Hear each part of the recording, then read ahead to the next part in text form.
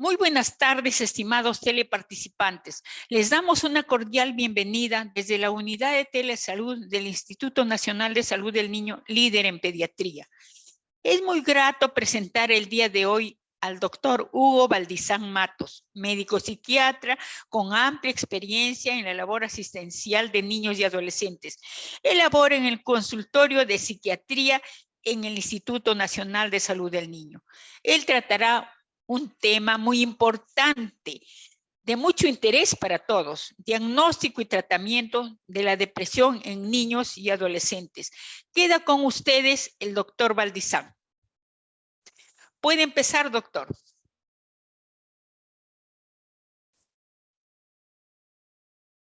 Muy buenas tardes. El tema de hoy es diagnóstico y tratamiento de la depresión infantil.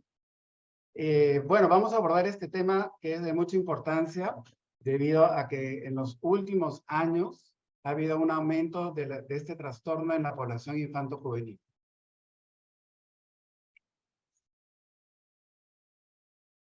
Según datos de la Organización Mundial de la Salud, 1 de cada 7 adolescentes entre la edad de 10 a 19 años padece de algún trastorno mental.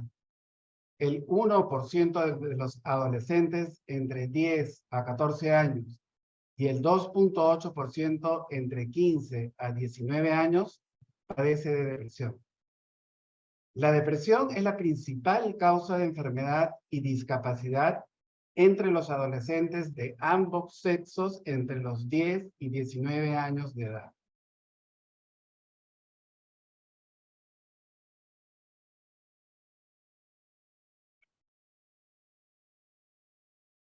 Según datos de la Organización Mundial de la Salud, el suicidio es la cuarta causa de muerte entre los jóvenes de 15 a 29 años de edad. La depresión aumenta el riesgo de suicidio. 1 de cada 8 adolescentes y 1 de cada 33 niños experimentará depresión en algún momento de su vida.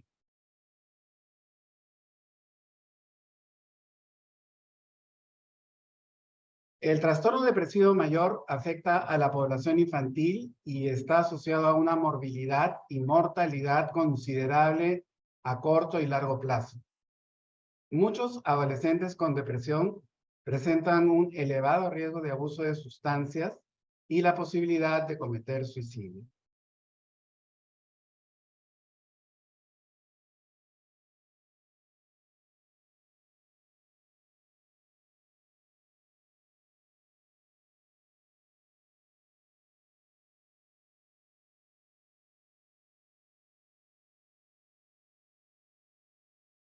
En el contexto de la pandemia por el COVID-19, la población de niños y adolescentes ha sido muy vulnerable, afectándose su desarrollo en diferentes áreas como en las áreas de aprendizaje, socialización, etc.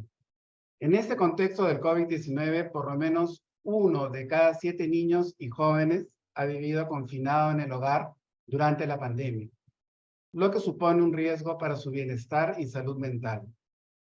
1 de cada 4 niños padeció síntomas de depresión y ansiedad por el aislamiento social, el confinamiento dado en la pandemia por el COVID-19.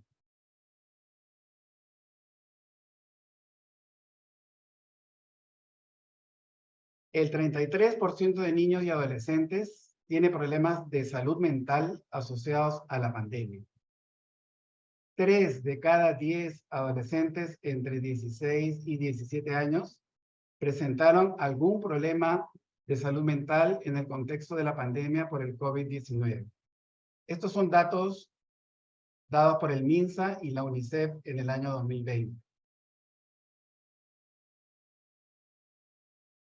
Si comparamos la depresión en la etapa adulta y en la niñez, hay que establecer ciertos conceptos que pueden diferenciarlos. En comparación con la depresión en adultez, la depresión infantil se caracteriza por tener una aparición más lenta e insidiosa. Generalmente está más caracterizada por irritabilidad que por tristeza, aunque también se presenta sentimientos de tristeza.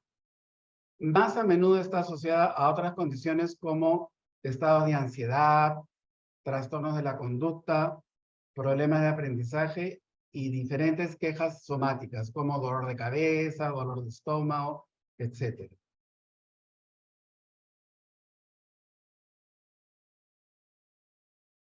Generalmente la depresión en la población infanto-juvenil se asocia a problemas de aprendizaje, ¿no? Hay bajo rendimiento escolar, hay dificultad para mantener la atención y la concentración. En este contexto, los niños suelen perder sus materiales de trabajo, útiles escolares, etc. Hay una disminución del rendimiento escolar. Hay también presencia de inquietud, hiperactividad, y muchos de estos niños tienen problemas de conducta. La irritabilidad y el mal humor son más frecuentes que en el adulto.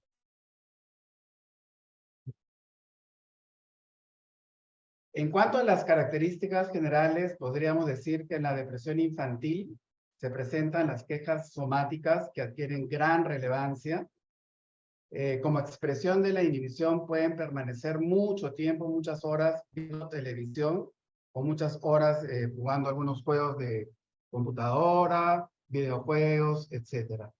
Pierden el interés en asistir a actividades de las cuales antes disfrutaban, por ejemplo, actividades escolares, actividades deportivas, sociales, etc., ¿no?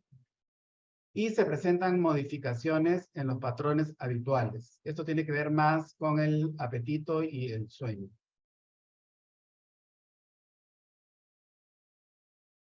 La depresión infanto-juvenil tiene una prevalencia de 2% en la niñez y es más alta en la adolescencia. Esto aumenta a un 4 a 8%. El riesgo aumenta de 2 a 4 veces más después de la pubertad para el sexo femenino. La prevalencia en niños preescolares va del 0.3 al 1.4%. En los niños prepúberes está entre el 1 y 2%.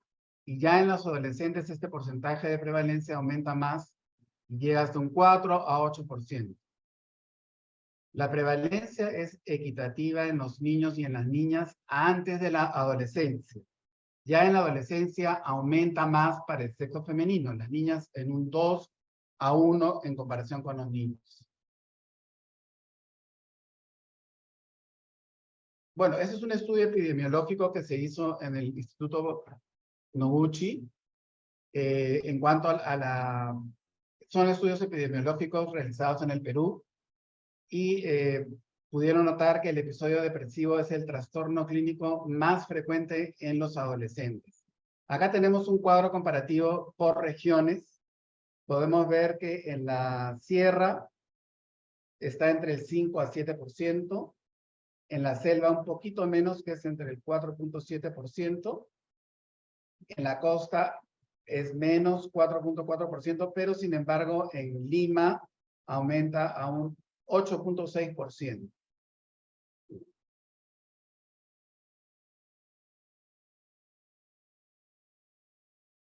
En cuanto a la prevalencia de trastornos depresivos en la adolescencia, el trastorno depresivo mayor, ¿no? Es el que tiene mayor porcentaje. La población masculina comparada con la femenina, podemos notar que hay un porcentaje mayor para esta población, para la femenina. En la población de 15 a 18 años es mayor también, si la comparamos con los niños que están entre 11 y 14 años de edad. Luego viene el trastorno depresivo recurrente, que es un trastorno depresivo crónico. Si hacemos la comparación entre el sexo femenino y masculino, podemos notar que hay mayor porcentaje en el sexo femenino. Igual en el rango de edad de adolescentes es mayor, llega a un 8.6%, si lo comparamos en la etapa de 11 a 14 años de edad, que es del 2.3%. Y por último tenemos el trastorno distímico, también igual mayor porcentaje en el sexo femenino, 2.9% comparado con 1.5% en el sexo masculino. Y en la edad, en el rango de edad de 15 a 18 años, está en un 2.9%, comparado con el rango de edad de 11 a 14 años, que es del 1.6%. Podemos ver acá, si comparamos los tres trastornos, el depresivo mayor tiene mayor incidencia, mayor porcentaje en los adolescentes, luego sigue el trastorno depresivo recurrente y luego el trastorno distímico, ¿no? Es por orden de prevalencia. En cuanto a los factores desencadenantes, tenemos que uno de los factores principales fueron los problemas con los padres, ¿no? Sobre todo en la población ya de 15 a 18 años, que llegó hasta un 32.9%, casi cerca a la edad entre 11 y 14 años, 31.9%, más o menos semejantes. Luego de los problemas con los padres, siguió el problema con los estudios, ¿no? Que podemos ver en la población de 11 a 14 años, un poquito más elevada que en la de 15 a 18 años, van por ahí, casi semejantes. Luego, otro factor desencadenante fueron los problemas económicos, que ahí sí fue más notorio en el rango de edad de 15 a 18 años, ¿no? 19.3 si lo comparamos con el rango de edad entre 11 a 14 años, 7.7%. Y ya luego los problemas sentimentales, ¿no? Que tienen que ver con problemas con el enamorado, con la enamorada, que fue bastante mayor en la población de 15 a 18 años, ¿no? Claro, este rango de edad es más probable que tengan una pareja sentimental, llegó hasta el 18.6%, si lo comparamos con la población de 11 a 14 años, que llegó al 3.4%, mucho más bajo. Pero es por la edad, lógicamente.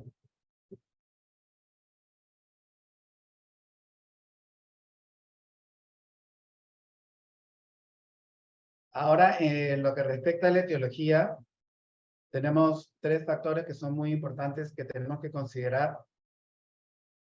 En la depresión infantil tenemos los factores biológicos, los factores psicológicos y los factores socioculturales.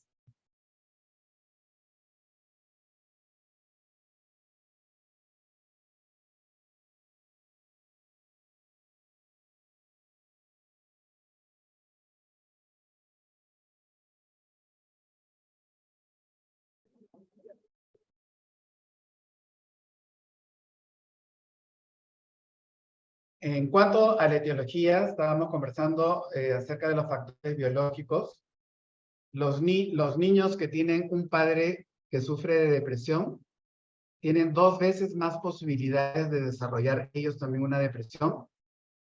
Y en el caso de los niños y niñas que tengan ambos padres con depresión, esto aumenta a 4 veces más la posibilidad de desarrollar depresión, siendo el componente hereditario más importante en la adolescencia que en los niños pequeños. Adquiere más relevancia en los adolescentes que en los niños pequeños. En cuanto a los factores biológicos, se ha detectado que hay una disfunción del sistema neuroendocrino. Habría una hiperactividad del eje hipotálamo-hipófisis adrenal, lo que produciría una hipercortisolemia, trayendo como consecuencia una afectación del sistema serotoninérgico que produciría una neurotoxicidad en el hipocampo, que es el que se encarga de modular el efecto de los eventos vitales estresantes sobre el cerebro. En cuanto a los factores psicológicos, existen niños, niñas que tienen muchas posibilidades de desarrollar una depresión, y los factores son importantes de considerar, de tenerlos en cuenta, sobre todo en niños que tienen excesiva timidez, niños muy introvertidos, que tienen mucha alta autocrítica, niños con baja autoestima, con escasa tolerancia a la frustración, con dificultades en las habilidades sociales en el pobre control sobre los acontecimientos negativos y con dificultades para la adaptación al cambio. En cuanto a los factores familiares y socioculturales, existen desencadenantes, son muy importantes a considerar, como por ejemplo la pérdida de un progenitor, de un padre, madre, algún hermano o hermana, o de algún otro vínculo significativo. También es importante la separación o el divorcio de los padres, la presencia de alguna enfermedad psiquiátrica en los padres también. El maltrato infantil es una causa muy importante como desencadenante de episodios depresivos en la infancia y en la adolescencia. También la violencia intrafamiliar, el estrés socioeconómico, las dificultades escolares. Niños con bajo rendimiento escolar tienen mucha más facilidad de poder desarrollar estados depresivos. Y también el acoso escolar o el bullying, que también trae muchas consecuencias en el nivel de estados que tienen que ver con el afecto, ¿no? Depresión, ansiedad, etc. Otros factores importantes a considerar: la depresión también puede presentarse secundariamente a algunas enfermedades congénitas, a enfermedades autoinmunes, a neoplasias, a trastornos como la epilepsia, el SIDA, etc. También la depresión puede presentarse secundariamente a un accidente, a un evento postraumático. También puede estar asociada a trastornos psiquiátricos como ansiedad, trastorno de déficit de atención con hiperactividad, trastorno bipolar, entre muchos otros. Es importante, así como hemos hablado de los factores predisponentes, tenemos que hablar también de los factores protectores que ayudan a que sea más difícil que los niños puedan desarrollar un estado depresivo. Estos factores protectores son muy importantes y los principales a tener en cuenta son los siguientes, ¿no? El hecho de tener buenos vínculos familiares protege mucho a los niños y adolescentes. El tener un grupo de amigos, de amistad, buenas relaciones de amistad. Los logros personales valorados socialmente. La práctica de algún deporte o de alguna actividad física, también muy importante.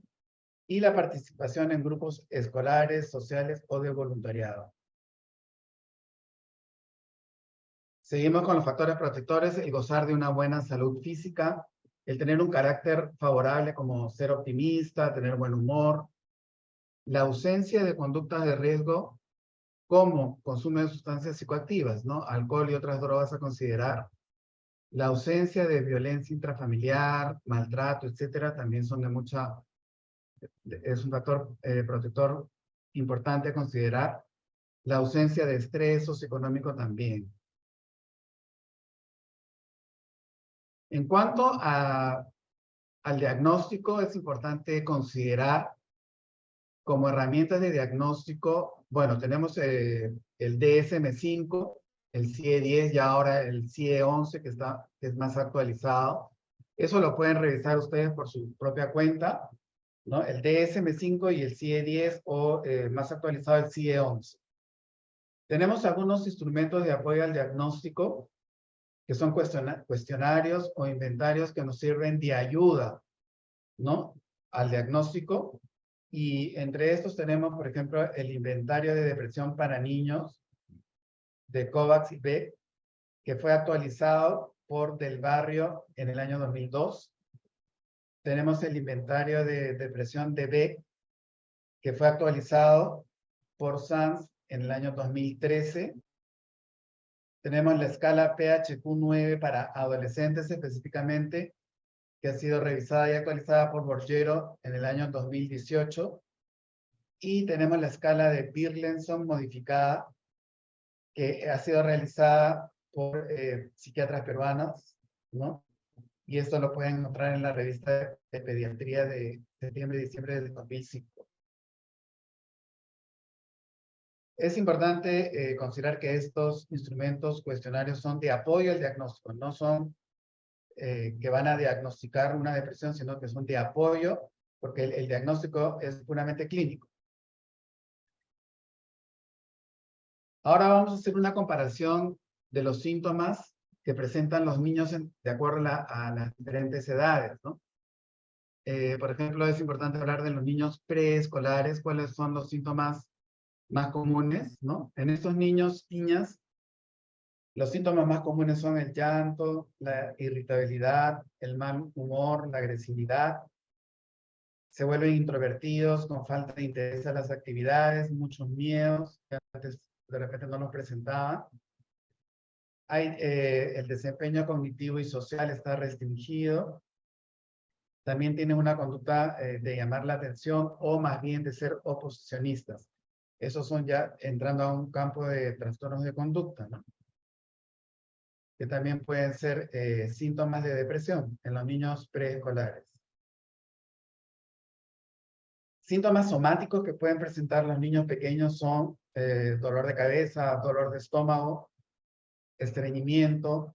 Pueden presentar también enuresis o encopresis, secundariamente la depresión, y desórdenes en la alimentación y el sueño, falta de apetito o dificultad para conciliar el sueño en las noches.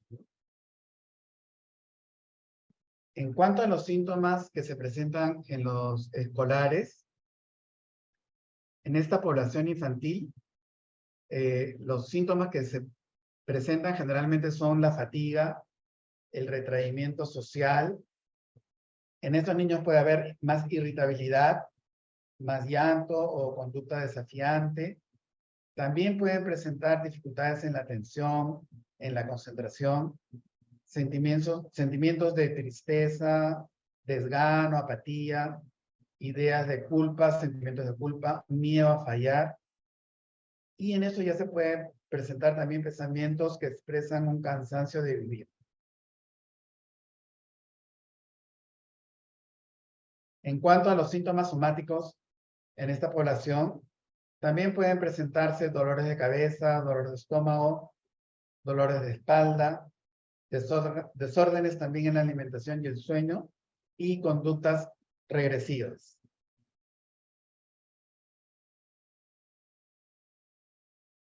Ya en los adolescentes, que son niños más jóvenes ya, hay síntomas a considerar, ¿no? Que son, por ejemplo, el desgano, la apatía, son más irritables, pueden tender al aislamiento social, también puede sentir tristeza, sentimientos de culpa, anedonia, pérdida de interés en las actividades que antes disfrutaban, miedos al futuro, ¿no? A las expectativas futuras, baja autoestima, también poca tolerancia a la frustración, y en esta edad ya empiezan también a usar de algunas sustancias psicoactivas, como puede ser alcohol, algunas drogas. También se presenta con más claridad, digamos, la ideación o el impulso suicida en esta edad. Es importante considerar el riesgo, ¿no? El riesgo está más presente en esta población en lo que respecta a la ideación suicida. En cuanto a los síntomas somáticos, igual dolor de cabeza, estómago, espalda, desórdenes en el sueño y en la alimentación. Y esta población tiene poca capacidad para estar relajados, para descansar, ¿no? Entonces es muy difícil. En cuanto a la comorbilidad de la depresión con otros trastornos psiquiátricos, tenemos que hacer la comparación entre adolescentes y niñas, niños. Por ejemplo, en los niños puede haber una comorbilidad con trastornos de conducta disruptivos, ¿no? Puede haber trastorno de conducta oposicionista, desafiante, etcétera. Pueden haber estados de ansiedad y también comorbilidad con el TDAH, ¿no? Que es el trastorno por déficit de atención e hiperactividad. En los adolescentes, la comorbilidad puede darse con trastornos de la conducta disocial, con abuso de sustancias psicoactivas, con problemas de personalidad y trastornos de la conducta alimentaria. En eso puede presentarse casos de anorexia, bulimia, ¿no? Asociados a depresión. Según la clasificación de la depresión, Según su gravedad, podemos considerarla en leve, moderada y severa. En la depresión leve, los niños niñas pueden continuar con sus actividades diarias, no presentan ideación suicida y tampoco síntomas psicóticos. En la depresión moderada, presentan dificultades para desarrollar sus actividades diarias, sobre todo las que tienen que ver con las actividades escolares, las actividades sociales. Ya en la depresión severa, puede presentarse una disfunción más marcada, con alguna ideación suicida, y también en esta depresión severa pueden presentarse también síntomas psicóticos asociados.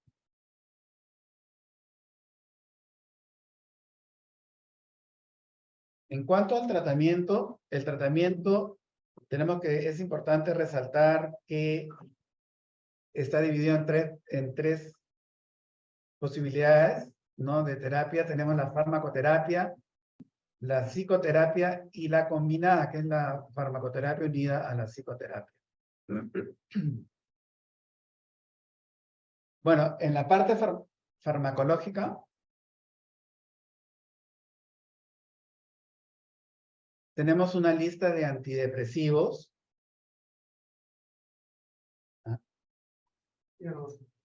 Ya, los antidepresivos que están con un asterisco rojo son los únicos antidepresivos aprobados por la FDA. En este caso son la fluoxetina y el escitalopram. La fluoxetina a partir de los 8 años de edad y el escitalopram a partir de los 12 años de edad.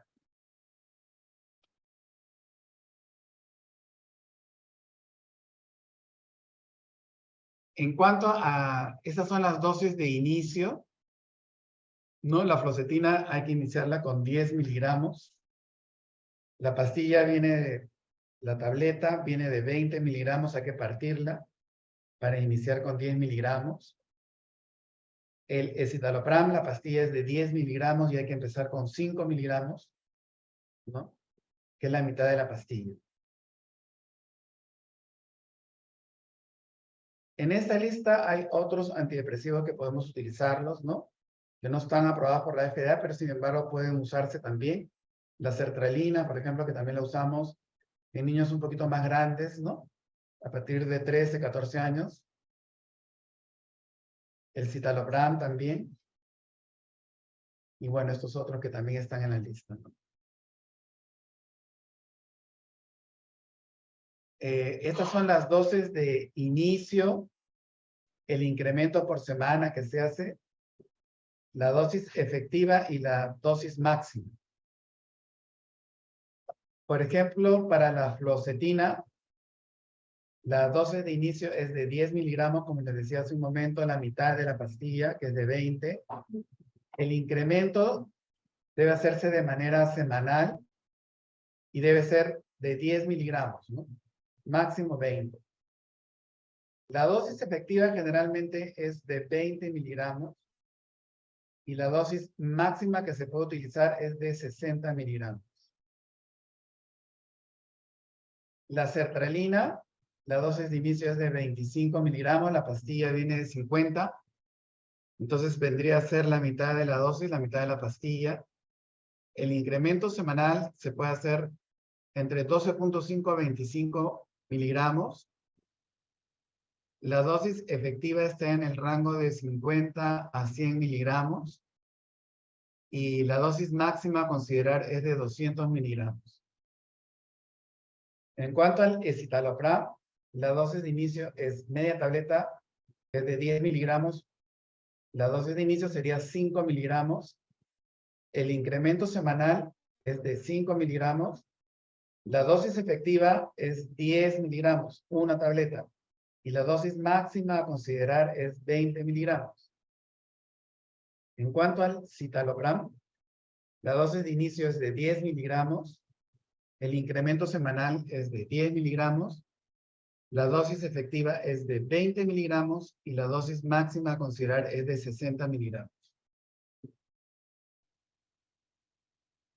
En cuanto a las pautas para la prescripción en niños y adolescentes, es importante considerar que se debe iniciar el tratamiento con dosis bajas, que generalmente viene a ser la mitad de la dosis del adulto. Hay que monitorizar cuidadosamente al paciente para detectar la aparición de efectos adversos e ideación suicida. Eso es en las primeras semanas. El control debe hacerse semanalmente, sobre todo al principio del tratamiento. Los aumentos de la dosis deben de darse muy gradualmente, como les explicaba en el cuadro anterior, y considerar aumentos más pequeños que en las dosis para adultos. En general, en el tratamiento de la depresión infanto-juvenil, es muy recomendable agregar la intervención de una psicoterapia al tratamiento farmacológico. Se obtienen muchos mejores resultados cuando el tratamiento es farmacológico y con psicoterapia individual, que solo con uno de los dos. El tratamiento debe de mantenerse hasta después de la remisión de los síntomas y el retiro debe de hacerse de forma muy gradual. Como le dije, los únicos fármacos aprobados para la población infanto-juvenil por la FDA son la fluoxetina y el escitalopram. En cuanto a la psicoterapia, los estudios que se han realizado, controlados en la población infanto-juvenil son muy escasos, pero sí se ha demostrado efectividad superior al placebo en dos tipos de psicoterapia, la cognitivo-conductual y la terapia interpersonal. Otras terapias efectivas son la terapia de juego y la psicoterapia psicodinámica individual. En cuanto a las conclusiones, la depresión infantil es de inicio insidioso, se caracteriza más por irritabilidad que por tristeza y mayores quejas somáticas que en la depresión en la adultez. La prevalencia de la depresión infantil según el sexo aumenta para el sexo femenino a partir de la adolescencia en una proporción de 2:1. La depresión infantil predispone al uso de alcohol y drogas, sustancias psicoactivas, y aumenta el riesgo de suicidio. En el tratamiento de la depresión infanto-juvenil se recomienda tanto el tratamiento farmacológico como la psicoterapia. Los fármacos aprobados por la FDA en la depresión infantil son la fluoxetina y el escitalopram. La fluoxetina a partir de los 8 años de edad y el escitalopram a partir de los 12 años de edad. El tratamiento farmacológico debe de continuarse hasta la remisión de los síntomas y deben ser retirados de manera muy gradual. Bueno, eso sería todo. No sé si hay alguna pregunta o alguna duda que pueda solucionarles. Muy bien, doctor. Le voy a transmitir las preguntas emitidas por WhatsApp. Nos preguntan, ¿el tratamiento con antidepresivos se puede descontinuar bruscamente? Bueno, hay que tener muy en cuenta que el tratamiento con antidepresivos, así como se empieza de manera muy gradual, al momento de descontinuarlo tiene que hacerse también de manera muy gradual. No puede ser de golpe porque puede implicar algunos síntomas adversos, ¿no? Dolores de cabeza, hormigueos, malestar en general, ¿no? Entonces siempre recordar que hay que hacerlo, el retiro hay que hacerlo de manera muy gradual. Bien, doctor. Tenemos otra pregunta. ¿Las medicinas para depresión son curativas o solo son paliativos? El tratamiento para la depresión infanto-juvenil con antidepresivos sí ayuda muchísimo a la remisión de los síntomas. Eso ya está comprobado. Y como les decía hace un momento, es muy importante no solamente el tratamiento farmacológico, sino ese tratamiento debe de ir acompañado de una psicoterapia, cosa que cuando se retire el medicamento después de un tiempo considerable, ya el niño, la niña o el adolescente tenga herramientas para poder sobrellevar mejor las situaciones difíciles, complicadas que puedan tener en su día a día, ¿no? ¿En qué momento se debe iniciar las terapias psicológicas? ¿Después del tratamiento, con el tratamiento? ¿O se pueden obviar en algunos casos? es muy recomendable iniciar el tratamiento farmacológico a la par con la terapia psicológica, ¿no? Si es posible, sería de mucha ayuda, porque las terapias generalmente no son, por más breves que sean, no son en el corto plazo, ¿no? Entonces hay que considerar que las terapias demoran en hacer también este efecto, ¿no? Efecto positivo. Entonces, mientras más rápido se inicien, si es a la par del tratamiento farmacológico, mucho mejores resultados, ¿no? Bien, doctor. Por el chat nos plantean la siguiente pregunta. ¿Cuál es la diferencia entre una distimia y una depresión en niños? Claro, la distimia es de una presentación menos frecuente en niños. En adolescentes puede ser mayor, pero generalmente se presenta en la población más adulta. La diferencia es que la distimia tiene un periodo de más o menos de 2 años, ¿no? En el cual la persona está con un ánimo aplanado, desmotivado, apático, con mucha dificultad para realizar sus actividades diarias. Pero el tiempo es que ya lo viene padeciendo desde 2 años, ¿no? Entonces hay que considerar esto. El episodio depresivo es mucho más corto, ¿no? Puede presentarse en un periodo más corto de tiempo. Para hablar de distimia, hablamos de por lo menos un periodo de 2 años. Bien, doctor. A ver, de parte de Elizabeth. Buenas tardes, doctor. Mi pregunta es, ¿qué pasa si se toma una sobredosis? Claro, depende del antidepresivo. Hay algunos antidepresivos que no generan demasiados efectos adversos como producir la muerte, ¿no? Y en muchos casos, pues, si se puede acceder a un lavado gástrico, mejor. Pero muchos antidepresivos, por ejemplo, la sertralina, en dosis muy elevadas, no llegan a causar la muerte en sobredosis, ¿no? Y esto es general, se extiende a los antidepresivos, como el escitalopram, sertralina, ¿no? Bueno, pero en caso de pediatría sería no dejar los medicamentos al alcance de los niños, ¿verdad? Exactamente. Esa es la indicación más importante. Siempre avisarle y comunicar a los padres que la dosis de los antidepresivos y los antidepresivos deben ser dados por un adulto, bien sea la mamá, el papá, si no puede, algún adulto que esté en casa. Nunca deben estar al alcance de los niños, de las niñas, de los adolescentes, porque tienden a abusar, ¿no? Si los tienen a la mano con mucho más facilidad y es más probable que puedan tomar sobredosis, ¿no? Entonces es muy importante señalar eso, ¿no? Que el medicamento debe ser administrado por un adulto.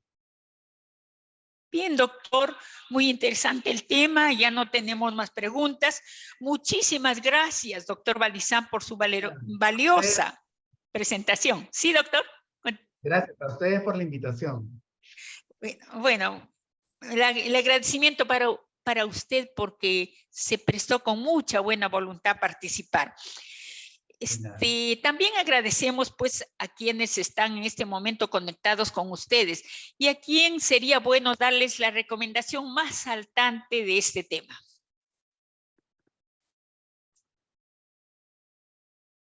¿Me escuchó? A ver, ¿qué les podría decir a su público que está conectado como algo más importante? Bueno, hay muchos aspectos a tener en cuenta, ¿no?